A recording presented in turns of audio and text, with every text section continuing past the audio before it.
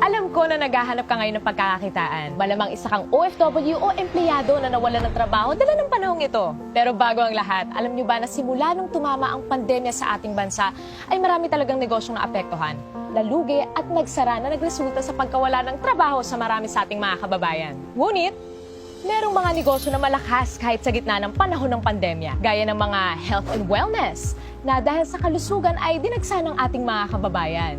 At pagkain din na bumubusog sa ating katawan.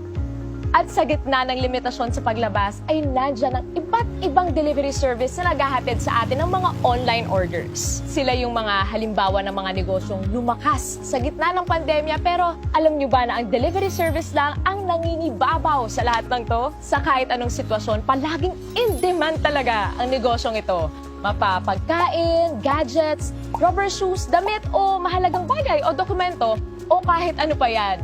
O gusto mong matanggap o maipadala ka agad, sa anumang oras o panahon, talagang delivery service ang kailangan. Sa bawat pag-ikot ng mga motor ng delivery service na makikita mo sa iba't ibang lugar ay katumbas din ang pag-ikot ng ekonomiya sa ating bansa.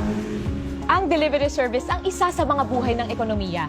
Mula noon hanggang ngayon, pagkakataong kumita dito ay palaki ng palaki dahil sa demand sa serbisyong hatid nito.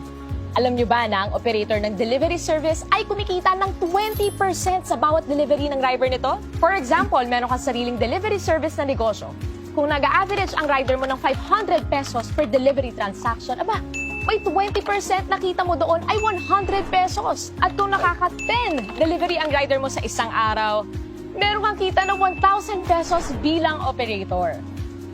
Ngayon, kung meron ka namang 100 riders, ang kita mo sa isang araw bilang operator ay nasa 100,000 pesos.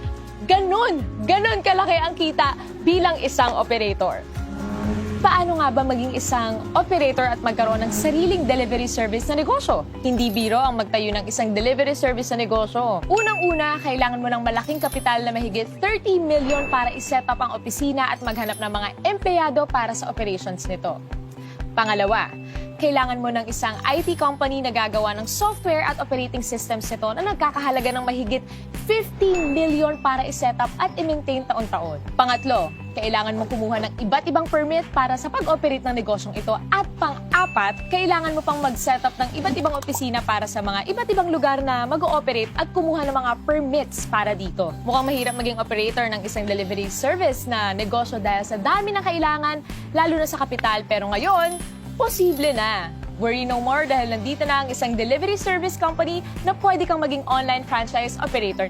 TokTok, ang pinakabagong delivery service at ang kauna-unahang online franchise operator delivery service company ay kakatok na sa mga pintuan nyo. Bilang isang TokTok online franchise operator, magkakaroon ka ng mga benefits na may enjoy mo. Pwede kang tumanggap ng mga rider applicants under you with up to 100 riders per operator. Magkakaroon ka ng TokTok delivery service link to monitor your riders and transactions na kahit cellphone lang, pwede na!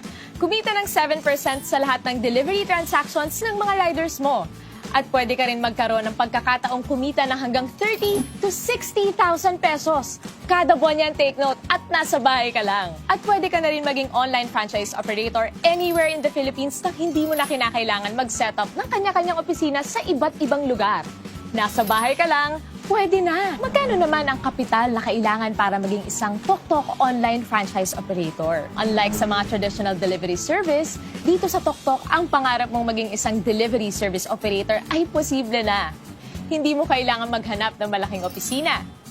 Hindi mo kailangan maghanap ng mga empleyado. Hindi mo rin kailangan gumastos para sa IT system at software. Basta may cellphone at internet ka, pwede na! And the best part, hindi mo kailangan ng malaking kapital, hindi mo kailangan ng 30 million, 20 million, 5 million, or kahit 500,000 pesos. Pero what if, sa halagang 288,000, pwede ka na mag-operate ng sarili mong TokTok online delivery service? Mas okay, di ba?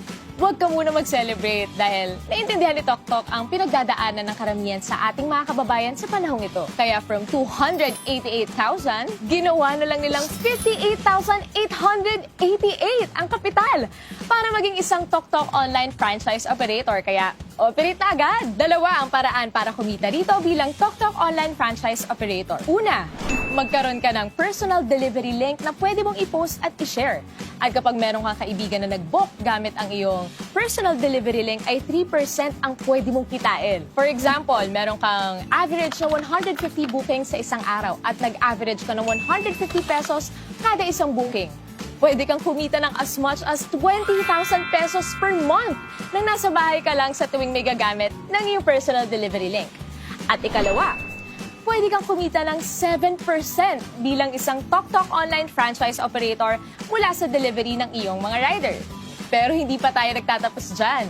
Kapag decided ka na nasubukan ang negosyong ito, nandito ang TokTok para makatulong sa inyong lahat. For a limited time only, pwede ka nang maging isang TokTok online franchise operator for a special unlimited promo price na 16,888! All in na yan! Wow na wow talaga! Tandaan, promo lang to at kung gusto mong simulan ang negosyong ito para sa mga iba na nakaka-excite na impormasyon, kontakin mo lang ang taong nagpakilala sa'yo ng negosyong ito.